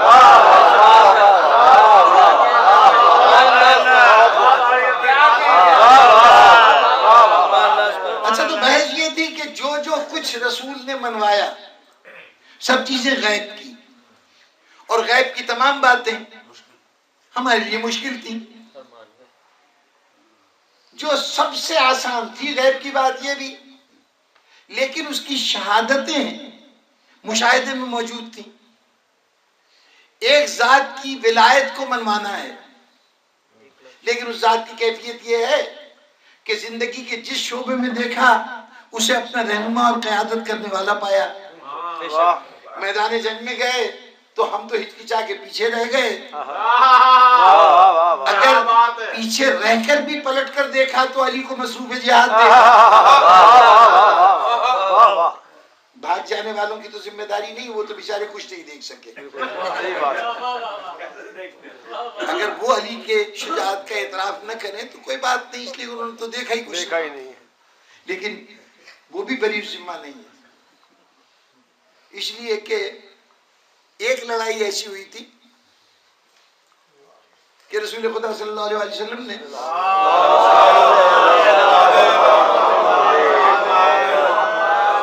ایک اہتمام کیا تھا کہ خندق کھود دی تھی. اچھا اب یہ خندق جو تھی یوں سمجھئے کہ لڑائی اس جنگ میں لڑائی بہت کم ہوئی ہے برائے نام، اس لیے خندق کے ایک طرف یہ لوگ تھے، خندق کے دوسری طرف پوری تمام کفر کی طاقت جمع ہو کے آ گئی تھی. قرآن مجید نے اس کو جنگ احزاب کہا، حزب کی جمع. حزب مطلب پارٹی. تو جتنی پارٹیز اسلام کے مخالف تھی سب جمع ہو کے آ گئی تھی. یہودی بھی تھے اور جتنے قبائل مسلمانوں کے خلاف کفار میں تھے وہ سب یہاں پہ ابو سفیان نے سب کو اکٹھا کر لیا تھا. وہ سب جمع تھے لیکن کوئی بڑی لڑائی نہیں ہوئی، اس لیے کہ وہ بیچ میں ایک ایسی چیز آ گئی تھی جو عربوں کے تجربے میں پہلے تھی ہی نہیں. یہ کہیں ایران وغیرہ کی بڑی بڑی شہنشاہیتوں میں اس طریقے سے لڑا جاتا تھا کہ اپنے قلعوں کے گرد خندق کھود دی جاتی تھی. یہ لوگ کھلے میدان کے رہنے والے لوگ، ان کے یہاں اس قسم کا تصور ہی نہیں تھا. تو وہ لڑنے والے بھی عربی جو آئے تھے اور جن سے لڑائی ہو رہی تھی وہ بھی عربی. یہ اور بات ہے کہ مشورہ دینے والا فارس کا ایک شخص تھا جس نے خندق کھدوا دی تھی. اب یہ خندق جو کھدی تو ان کے لیے لڑنا مشکل ہو گیا. ہم نے کہا کہ رسول خدا نے خندق کھود کے دشمنوں کو دور کر دیا، لیکن جتنی لڑائی کا جز ہوا جو فیصلہ کن ہوا وہ کفار میں سے کچھ لوگوں کے خندق پار کر کے ادھر آ جانے کے نتیجے میں ہوا. یعنی خندق اس لیے کھودی تھی نا کہ کفار مسلمانوں پہ حملہ آور نہ ہو سکیں، اس جنگ میں وہ ادھر آ کے نہ لڑ سکیں، یہی مقصد تھا. اگر جتنی لڑائی ہوئی ہو وہ ادھر آ کے ہوئی ہو تو اس کا مطلب یہ خندق تو بیکار کھودی گئی. بھئی جتنی لڑائی ہوئی وہ اسی طرف ہوئی نا. یا تو حضور کا کوئی جوان پار کر کے ادھر گیا ہوتا اور جا کے کفار سے لڑتا، جتنی لڑائیاں ہوئی، اس کے علاوہ بھی ایک دو چھوٹے چھوٹے مارکے ہوئے ہیں، وہ سب کی سب خود عمر ابن عبد الود جب آیا تھا تو اس کے ساتھ بھی 2-4 آدمی آئے تھے. اب چھوڑیے ان کی تفصیل میں بیان کرتے ہیں. 2-4 حضرات ادھر سے اس کے ساتھ وہ بھی پھلانگ کے آ گئے تھے. اب جب 3-4 دشمن حملہ کر کے آ گئے اور اس میں وہ شخص آ گیا کہ جس کو حضور جیسے شخصیت جن کی زبان سے کبھی کوئی ناروا لفظ نہ نکلے، وہ اگر کسی کو کتا کہیں تو کتوں سے بدتر ہوگا. تب اتنا بڑا دشمن آ گیا، اتنا بڑا دشمن ہے کہ کم از کم مسلمانوں میں تو مقابلے کی ہمت نہیں تھی. اگر کھلے میدان میں ہوتے تو شاید 2-4 نکل جاتے، وہ لڑ لیتے. اس کے آ جانے کی وجہ سے تو کوئی ہمت ہی نہیں کر رہا کہ باہر جا کے لڑے. تو بھی یا رسول اللہ، آپ نے خندق کھدوائی تھی دشمنوں سے محفوظ رہنے کے لیے، بدترین دشمن آ گیا، ساری لڑائی اس خندق کو پار کر کے ہوگی، ادھر سے ادھر آنے کے نتیجے میں ہوگی، تو پھر خندق کا فائدہ کیا ہوا؟ تو رسول اللہ یہی کہیں گے کہ تم لوگ صرف یہ سمجھ رہے ہو کہ یہ خندق کھودی گئی ہے کفار کو آنے سے روکنے کے لیے. یہ کفار کو آنے سے روکنے کے لیے نہیں ہے. وہ جو چلے جاتے تھے علی کی شجاعت نہیں دیکھتے تھے، آنے کے لیے.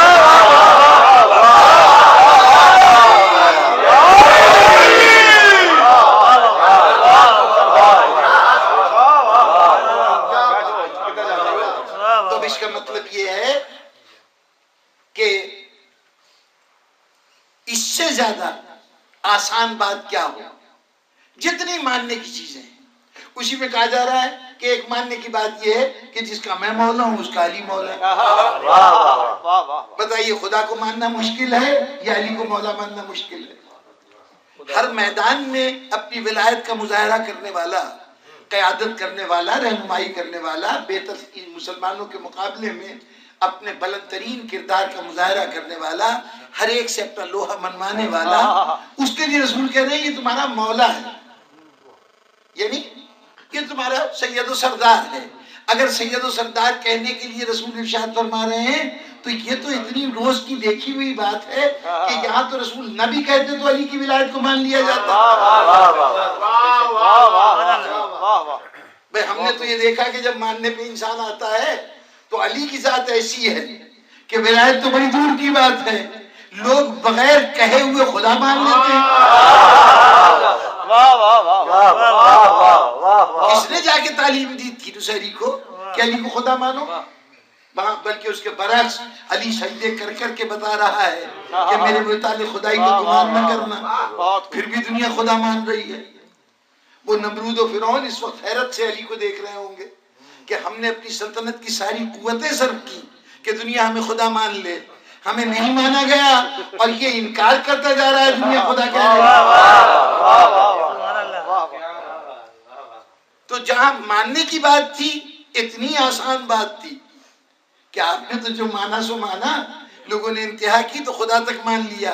لیکن وہ جو نہ ماننے والا ہے اس کے لیے جتنی باتیں اب تک مانی ہیں وہ مشکل ہیں، یہ آسان ترین بات ہے. اس کا مطلب یہ ہے کہ یہ آسان ترین بات بطور امتحان کے رکھی گئی.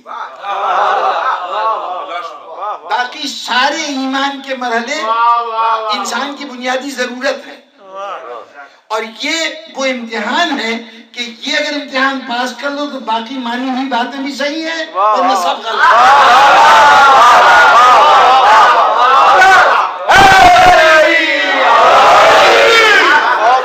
اس امتحان کا سب سے بڑا ثبوت یہ ہے کہ وہ حدیث تو آپ نے سنا ہے کہ علی تیری محبت جو ہے وہ ایمان اور نفاق کا پیمانہ ہے. یا رسول اللہ یہ ایمان اور نفاق کا پیمانہ علی کی محبت کیوں؟ اچھا یہ تو رسول نے ارشاد فرمایا تھا. عملی طور پر صحابہ کے مشاہدے میں یہ بات تھی. حضرت جابر بن عبداللہ انصاری اور جناب ابو سعید خدری دو صحابی ہیں کہ جو دونوں روایت کرتے ہیں کہ ہم حیات رسول میں اگر کبھی کسی کے، چونکہ بہت سے منافق تھے، سورہ منافقون بتا رہی ہے کہ منافق موجود تھے، تو منافق کے ماتھے پہ تو نہیں لکھا تھا یہ منافق ہے، بلکہ کامیاب ترین منافق وہ جس کے نفاق کو پتہ نہ چلے.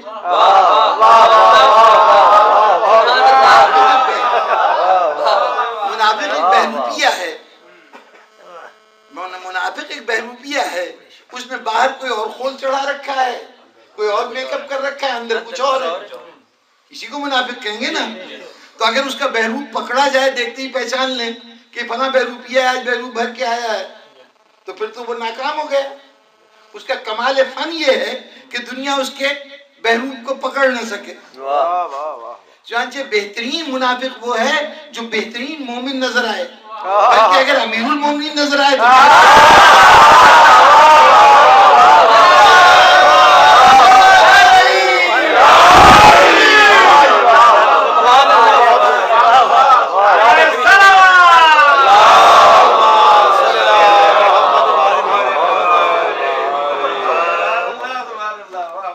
تو بہترین منافق تو پکڑا نہیں جاتا۔ اب صحابہ کرام فرماتے ہیں کہ جب ہمیں شبہ ہوتا تھا کہ پتہ نہیں مومن ہے کہ منافق ہے، تو پوچھ تو سکتے نہیں بھائی تم مومنوں کو منافق ہو، ظاہر کو یہی کہتا میں مومن کامل ہوں، کب وہ بتاتا کہ میں منافق ہوں؟ تو اب اس کے لیے امتحان کیا تھا؟ بٹھا لیتے تھے دو ان کے سامنے بیٹھ کر، جو امتحان لینا چاہتے ہیں وہ ذکر فضائل علی شروع کر دیتے تھے۔ حضور نے علی کے لیے فرمایا، علی نے فلاں مقام پر یہ کام کیا، علی نے یہ کام کیا، نظریں اس کے چہرے پہ جمی رہتی اب ذرا غور فرمائیے، یہاں بنیادی سوال جو میرے ذہن میں پریشانی کا باعث رہا ہے وہ یہ کہ مسئلہ یہ ہے، اگر وہ منافق ہے تو منافق ہونے کا کیا مطلب ہے؟ کہ کہہ رہا ہے کہ میں اللہ کو ایک مانتا ہوں لیکن در حقیقت ایک نہیں مانتا یا نہیں مانتا، اور وہ کہہ رہا ہے کہ مجھے محمد رسول اللہ صلی اللہ علیہ وسلم کی نبوت پر ایمان ہے لیکن وہ ایمان نہیں رکھتا۔ ہو سکتا ہے خدا کو مانتا ہو لیکن رسول پر ایمان نہ رکھتا ہو، جی یہ منافق ہوگا۔ منافق چونکہ سورہ منافقون میں بھی ذکر کیا گیا تو اسی صفت کا ذکر کیا گیا کہ یہ منافق تمہارے پاس آتے ہیں اور آ کے کہتے ہیں کہ آپ خدا کے رسول ہیں، اللہ جانتا ہے کہ آپ خدا کے رسول ہیں لیکن یہ جھوٹے ہیں، اس لیے کہ جو بات زبان سے کہہ رہے ہیں وہ ان کا ایمان نہیں ہے۔ کس چیز پہ ایمان نہیں ہے؟ رسول کی رسالت پہ ایمان نہیں ہے۔ تو بھائی مسئلہ تو یہ ہے کہ رسول کی رسالت پہ ایمان نہیں ہے، تو امتحان میں سوال یہ پوچھئے کہ تمہارے رسول کے متعلق کیا خیال ہے، رسول کے فضائل بیان کیجئے اور پھر اس کا رد عمل دیکھئے۔ الجھن ہے، شبہ ہے کہ رسول کو مانتا ہے خدا کے رسول کے نہیں، فضائل علی کا ذکر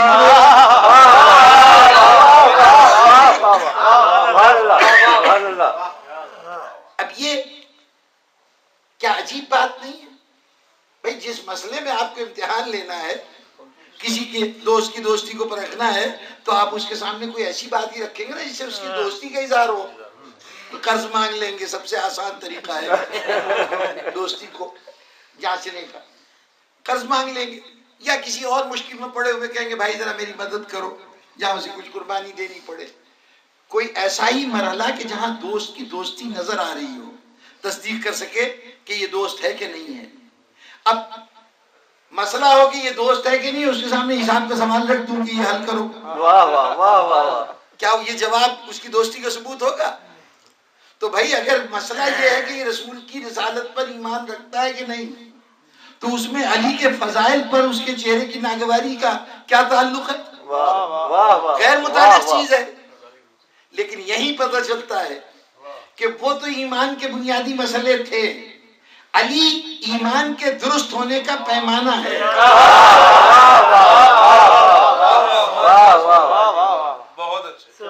اچھا جناب، یہاں پر ایک الجھن پیدا ہوتی ہے کہ جو شخص خدا پہ یقین نہیں رکھتا کہہ رہا ہے میں خدا کو مانتا ہوں، رسول کی رسالت کو نہیں مانتا کہہ رہا ہے کہ میں رسول کی رسالت کو مانتا ہوں، تو کیا اس بات کا امکان نہیں کہ وہ علی کی ولایت کو، علی کے مقام منصب کو، علی کے فضائل کو نہ مانتا ہو اور کہ میں مانتا ہوں؟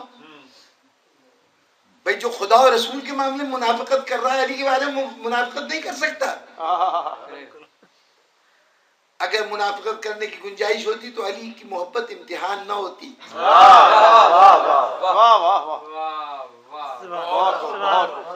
کئی ہوئی مثال دہراؤں جس سے بات واضح ہو جائے۔ سونے میں کھوٹ مل جاتا ہے، چاندی میں بعض اوقات مختلف دھاتیں ملا دی جاتی ہیں۔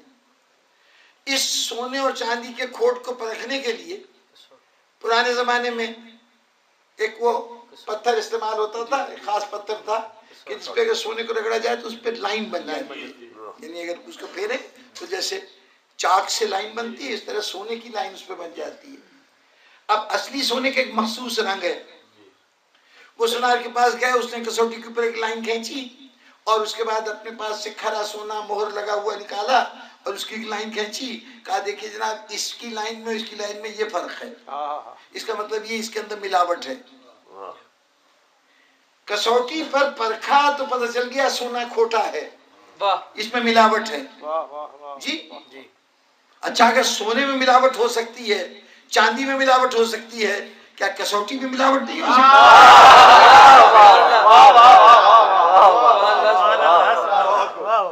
وہ ہر جوہری ہر سنار یہ کہے گا کہ جناب کسوٹی میں ملاوٹ ہو تو پھر وہ ٹیسٹ کیسے؟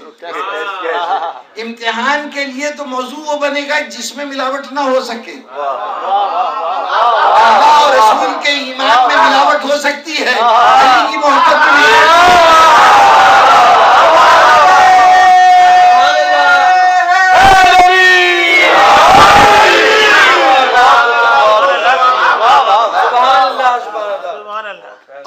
پہ پہنچ کے میرا بارہا کہا ہوا جملہ کہ دو چیزیں نہیں چھپ سکتی، لاکھ کوشش کیجئے دو چیزوں پہ پردہ نہیں ڈالا جا سکتا، ایک حب علی نہیں چھپ سکتی اور دوسری بغض علی۔ تاریخ گواہ ہے کہ یہ دونوں چیزیں کبھی نہیں چھپا سکتی، چھپائی جا سکتی۔ ماضی کے حوالے دیتا رہا ہوں حب علی کے سلسلے میں تو پتہ نہیں کتنی سلیبیں گواہی دیں گی کہ اس پہ سوار ہوئے کس طرح قضا، کٹے ہوئے ہاتھ پیر بھی کسی کو ذکر علی سے روک نہ سکے، پتہ نہیں کتنے مصائب کو جھیل کر جانے والے بھی جاتے رہے لیکن محبت علی کا اظہار کرتے رہے۔ جلادوں کی کھچی ہوئی تلواریں سر پہ تنی رہیں، گردنیں کٹتی رہیں، لیکن حب علی کو کبھی پردہ نہیں ڈالا۔ وہ حب علی بعض اوقات جان کا خطرہ، حالات کے تقاضات مجبور کرتے ہیں کہ کوئی حرج نہیں، آپ کے ہاں تو ویسے بھی تقیہ جائز ہے، جان کو بچانے کی ایک صورت موجود ہے، لیکن یہ حب علی عجیب چیز ہے، سب کچھ ہو جاتا ہے یہاں تقیہ بھی نہیں ہوتا۔ کون اس شہر کے ٹیکسی والوں کو سمجھائے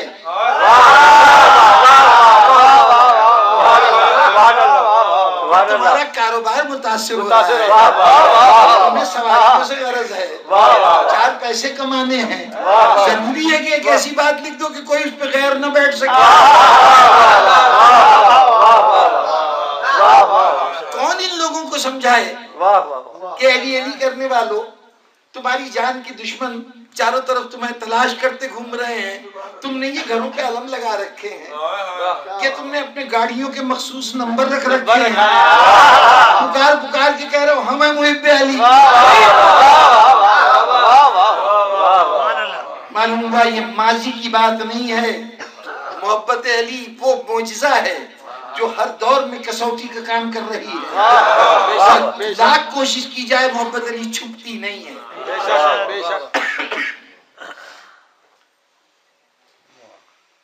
یہ عجیب و غریب چیز ہے۔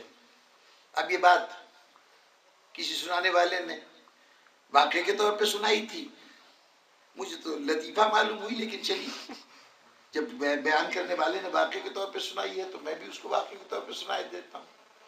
بغداد کے ریلوے اسٹیشن پر کبھی ریلوے چلا کرتی تھی، اچھے حالات جب تھے تو بصرے سے جب جہاز سے وہاں سے اترتے تھے زائرین تو وہاں سے بیٹھ کے بغداد جایا کرتے تھے، تو بغداد کے ریلوے اسٹیشن پر ایک صاحب شلوار اونچی، کرتا لمبا، داڑھی بڑی سی، وہ بھی وہاں پر کسی مقصد سے آئے تھے، بہت سا سامان ان کے پاس تھا، ٹرین پہ سوار ہونا چاہتے تھے، اب سامان خود تو اٹھا نہیں سکتے تھے، کلی بلایا، اس نے کہا یہ سامان اٹھا لو، اس نے کہا یا علی مدد، چھوڑ دو، دبا ہو جاؤ، مشرک، یہ شرک کر رہا ہے، چلا جاؤ، بیچارہ چلا گیا۔ دوسرے قلی کو بلایا، آیا، پیسے ویسے طے کیا، وہ پھر اٹھانے لگا، پھر اس نے کہا یا علی مدد، کہا چلے جاؤ۔ اتنے میں تیسرا چوتھا قلی ایک ایسا آیا کہ جسے سودا طے ہو گیا، اس نے کہا یا اللہ کہہ کے اٹھا لیا اور لے کے چلا گیا۔ جب لے جا کے رکھا اس نے سامان، تو انہوں نے کہا کہ جناب وہ تمہیں جتنے پیسے طے ہوئے تھے نا اس کا دگنا لے لو۔ اور جانتے ہو کیوں دگنے پیسے دے رہا ہوں؟ وہ سارے مشرک تھے، یا علی مدد کہہ رہے تھے، تم واحد ایک موحد نظر آئے جس نے یا اللہ مدد کہا۔ اس نے کہا حضور سامان ہی اتنا ذرا سے تھا، اس کے لیے یا علی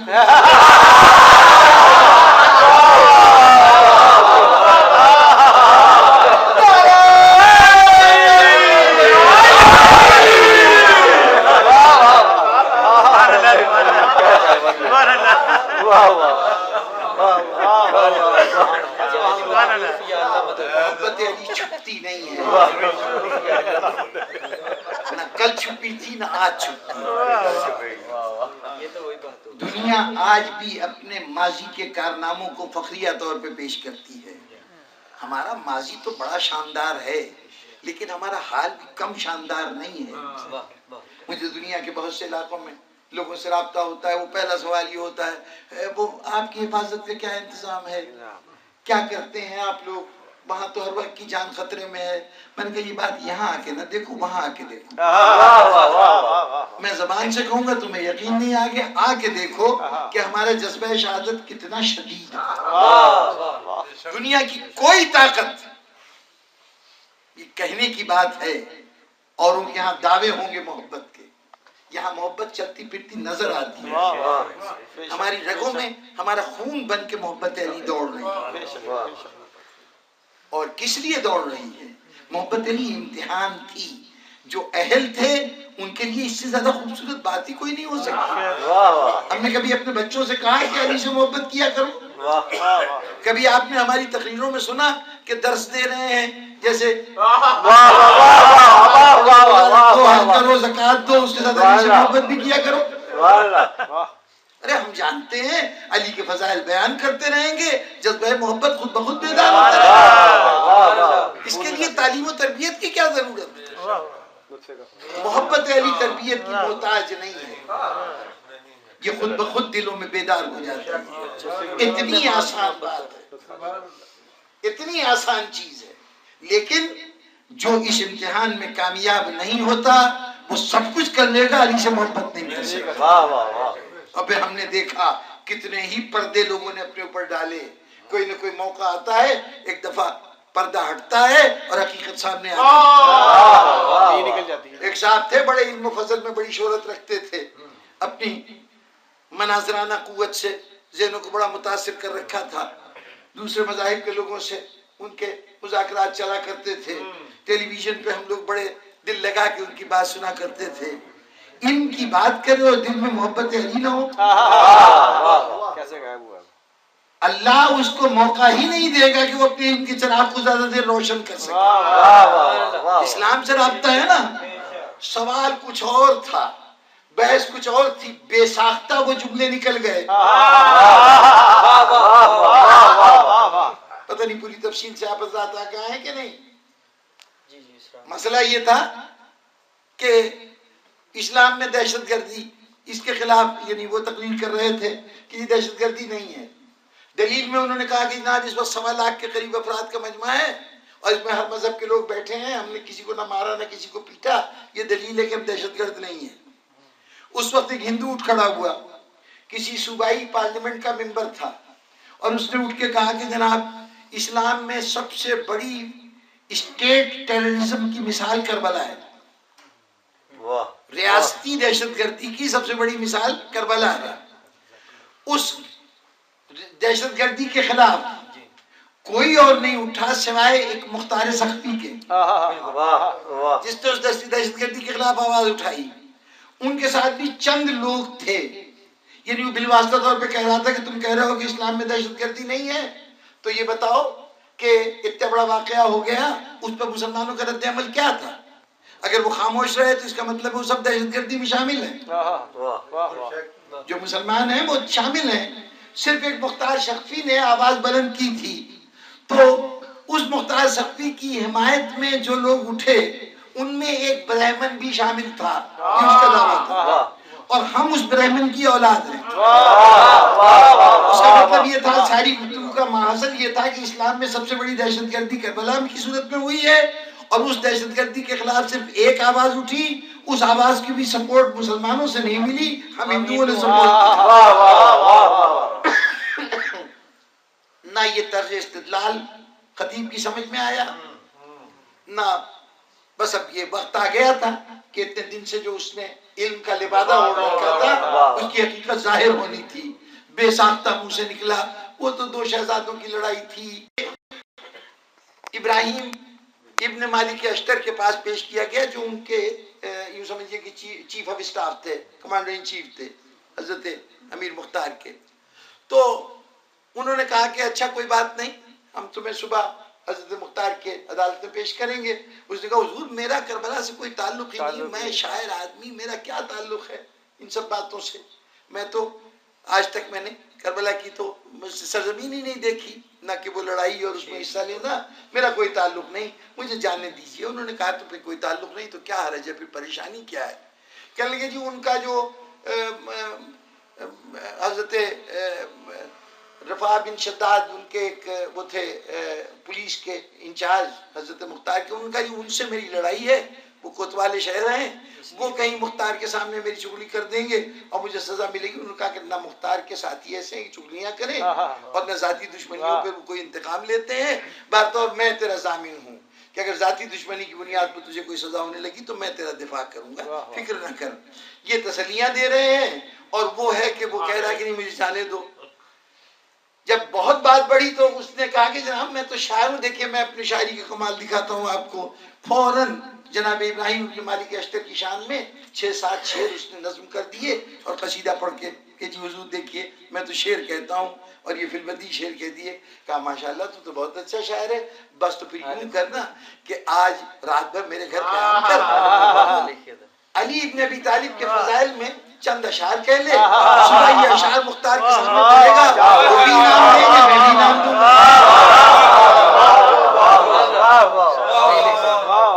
ساری رات گزر گئی، صبح ابراہیم موت سر پہ منڈلا رہی ہے۔ جو ایک لمحے میں ابراہیم ابن مالک اشتر کا قصیدہ کہہ سکتا ہے، پوری رات گزر گئی، ایک مصرع نہیں کہہ سکتا۔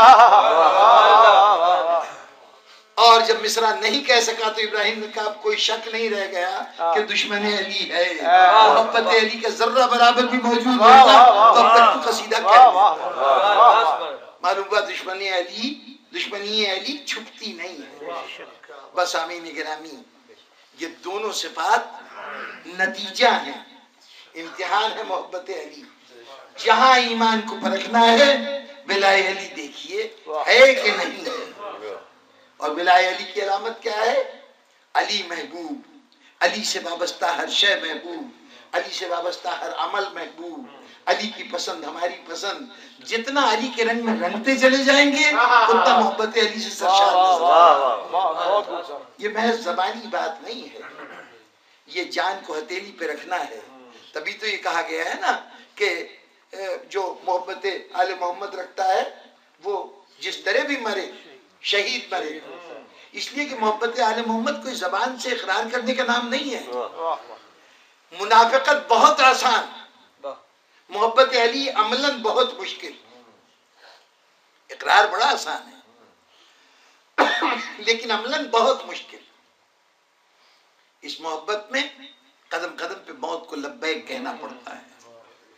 رشید حجری، حجر ابن عدی، میثم تمار، قمبر، یہ ساری وہ ہستیاں ہیں جو محبت علی کے چلتے پھرتے شاہکار ہیں۔ کیا کہنے، اشتیاق بھائی کے ساتھ ایک مرتبہ جناب حجر ابن عدی کے مزار پہ حاضری کا موقع ملا۔ وہاں پر اس سے پہلے بھی آنا جانا رہتا تھا لیکن وہ موقع کچھ عجیب تھا۔ ہمارے ساتھ یہ خوش بیان بلبل گلستان جناب سیدہ ہمارا خوش بیان حیدر رضا یہ بھی موجود تھا۔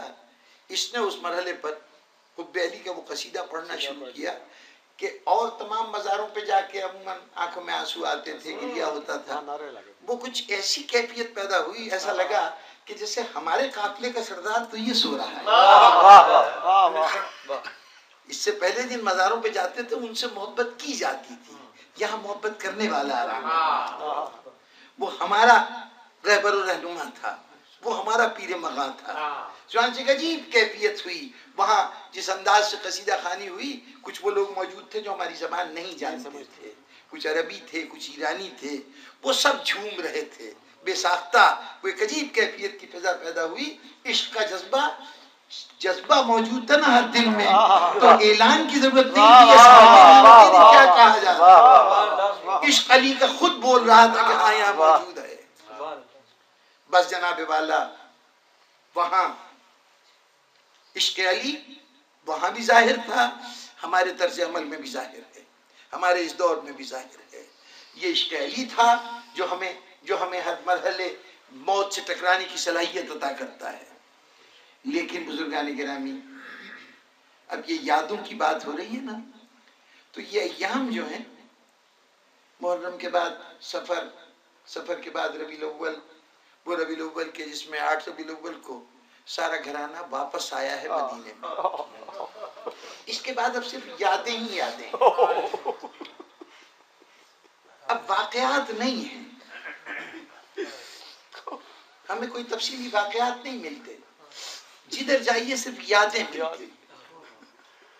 اب یہ تصور ہے انسان کا کہ اگر وہ سوچ سکے تو پھر رونے کے لیے کسی روایت کو بیان کرنے کی ضرورت نہیں ہے، آنکھوں میں آنسو آنے کے لیے کسی واقعے کا بیان کرنا ضروری نہیں ہے۔ تصور تو کیجئے کہ جو کربلا سے واپس آئے ہیں وہ شب و روز کیسے گزرتے ہوں۔ گھر کے اندر تو ہم بعد میں جائیں گے، ایک شخصیت ہے جو ہمیں باہر نظر آ جاتی ہے، اس کی کیفیات کیا ہیں؟ 1-2 دن نہیں، 35 سال کربلا کی یادیں پیچھا نہیں کرتی رہی، کبھی جدا ہوئی نہیں۔ اب یہ یادوں کی کیفیت ہے نا، بازار میں نکلے ہیں، ظاہر ہے کسی روزمرہ کی ضرورت کے لیے نکلے ہوں گے، اچانک دیکھا کہ قصاب کے یہاں گوشت رکھا ہوا، یہ جانور تم نے ذبح کیا تھا؟ ہاں حضور ہم نے ذبح کیا تھا، پانی پلا دیا۔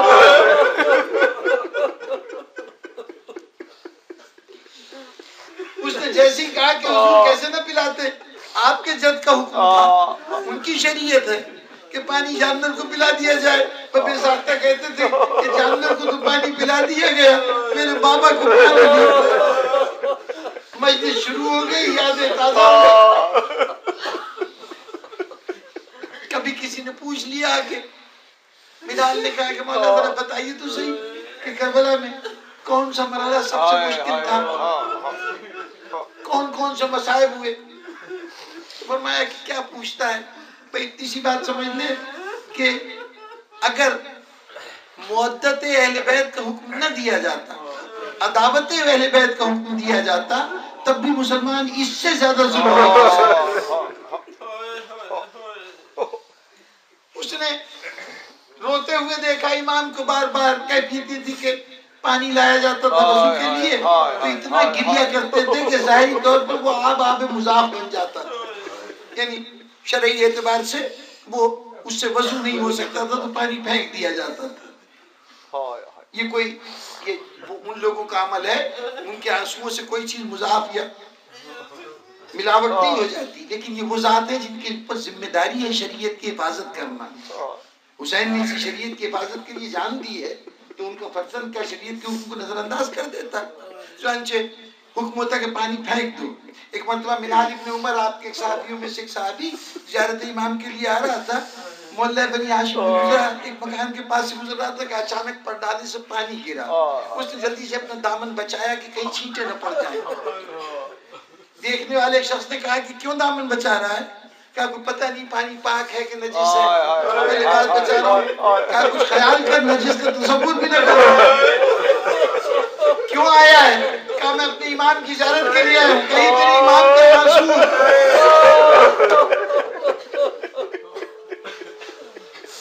یہ تو امام کی یادیں تھی۔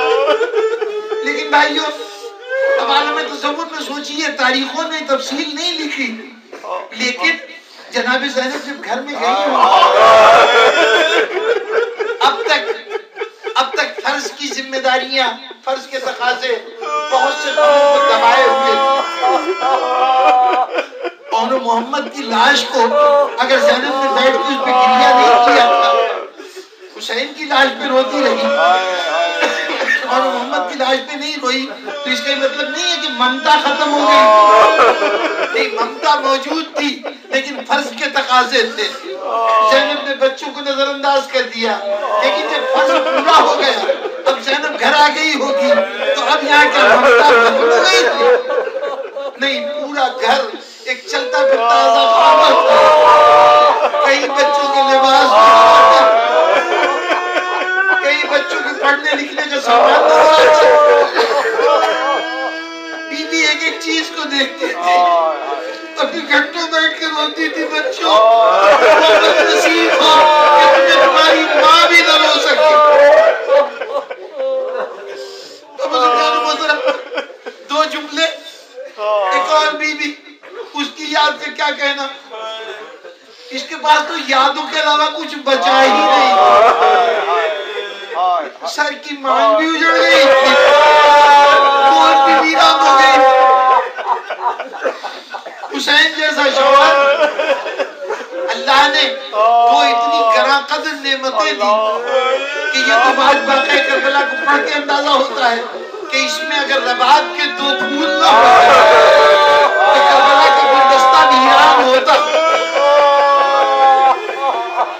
داستان کربلا کو حسن بخشا تو علی اصغر کی شہادت اور داستان کوفہ و شام کو زندگی عطا کی تو زکریا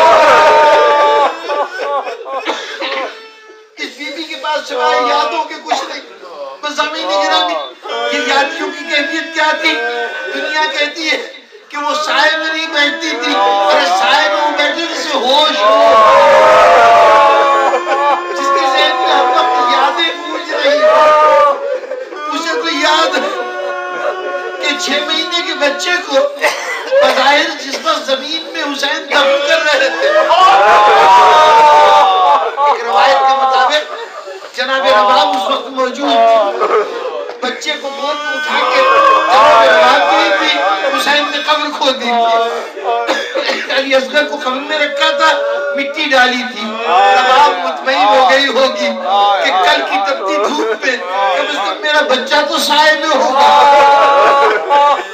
خاک کربلا میں آرام کر رہا ہوگا اور اس وقت رباب کے دل کا کیا حال ہوگا کہ کے بازار میں ایسا میں 6 مہینے کا بچہ نظر آ رہا ہے اے میرے لال علی اصغر تجھے تو قبر میں سلا کے آئے تھے تجھے زمانے میں قبر میں بھی چلن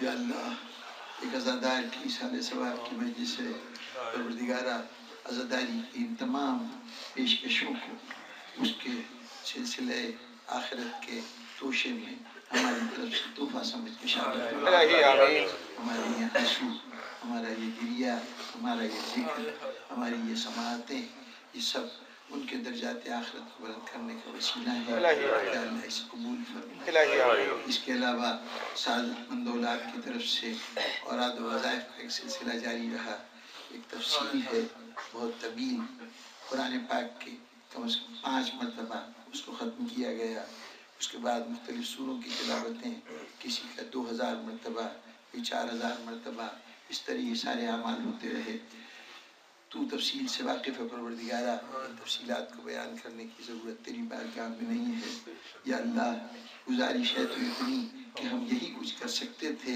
قبول کرنا تیرا کام ہے وہ محبت آل محمد کے صدقے میں یا اللہ ان سارے اعمال کو قبول بھی فرما اور اسے جناب اشتیاق صاحب کی بارگاہ میں ہماری طرف سے تحفہ قرار دے یا اللہ کی ذات تمام زندگی محبت آل محمد میں بھی گزری، اپنے گھر میں انہوں نے محبت کا چراغ روشن کیا، اور پھر اس میدان میں مختلف مراحل کو، زحمتوں کو برداشت کر کے انہوں نے ایک رسم قائم کی تھی کہ کربلا کی شیر دل خاتون کی بارگاہ میں خود بھی حاضر ہوتے تھے اور مومنین کی کثیر جماعت کو اپنے ساتھ لے جانا، ان کی رہنمائی کرنا، ان کے لیے زحمتیں اٹھانا، یہ سب وہ کار خیر تھے کہ جو ان کی زندگی کا بے پناہ سرمایہ ہے۔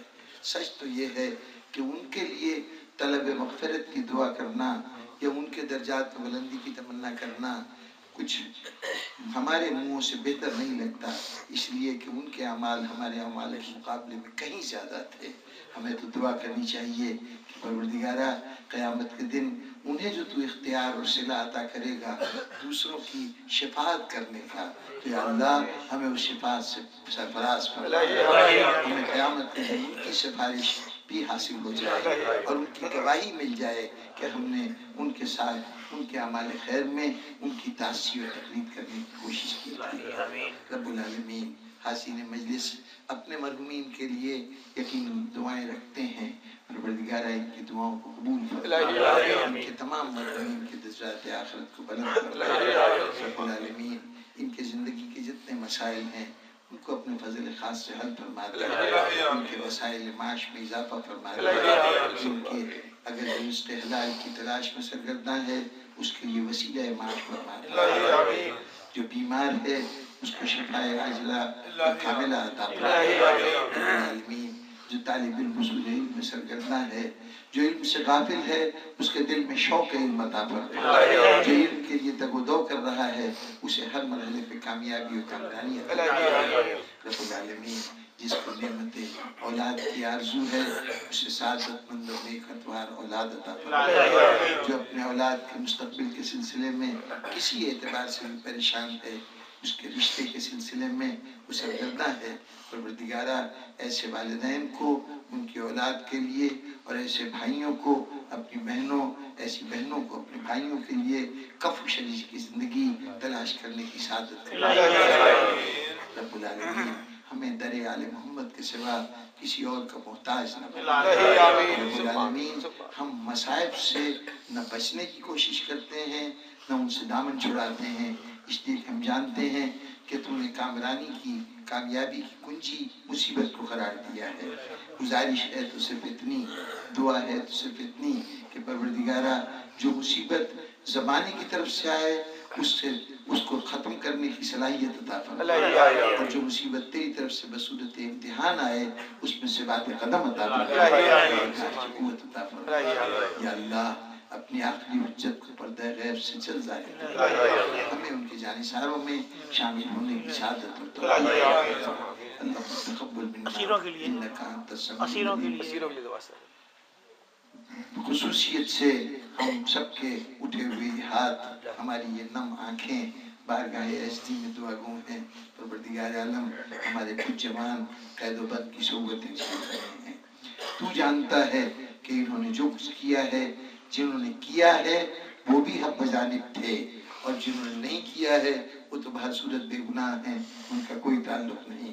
پروردگار عالم جنہوں نے کچھ نہیں کیا ان کو بھی رہائی عطا فرما، اور جنہوں نے اپنے جذبات دینی سے مجبور ہو کر غیرت ایمانی کا مظاہرہ کرتے ہوئے اس فطری رد عمل کا اظہار کیا ہے جس کا اظہار کرنا بنیادی طور پر ہر انسان کا بنیادی حق ہے، انہوں نے اپنا حق استعمال کیا۔ پروردگار عالم حق کے راستے پہ چلنے والا مصیبتیں تو ضرور برداشت کرتا ہے، لیکن یا اللہ باطل کو اس کے مقابلے میں کامیاب نہ ہونے دے، اور انہیں کامیابی و کامرانی عطا فرما۔ ہمارے ان تمام قیدیوں کو جلد از جلد رہائی مل جائے۔ بہت سی مائیں بیتاب ہیں اپنے بچھڑے ہوئے بچوں کو دیکھنے کے لیے، کم سن بچے جو ابھی تعلیم کے ابتدائی مراحل پہ تھے وہ بھی اس قید و صبر کا سامنا کر رہے ہیں۔ پروردگار عالم ان ماؤں کے دلوں کو ٹھنڈک عطا فرما، ان کی اولاد ان تک واپس آ جائے۔ یا اللہ جس جذبے کے اظہار کے نتیجے میں مومن وہاں گئے ہیں، یا اللہ وہ جذبہ ہمارے ہر جوان کے دل میں پیدا کر، ہمیں باطل کے مقابلے میں ہمیشہ سینہ سپر رہنے کی صلاحیت۔ اللہم تقبل منا انک السمیع العلیم، ایک سورہ فاتحہ اور ایک سورہ اخلاص اپنے مدعوین کے لیے بھی اور جناب اشتیاق حسین صاحب کے لیے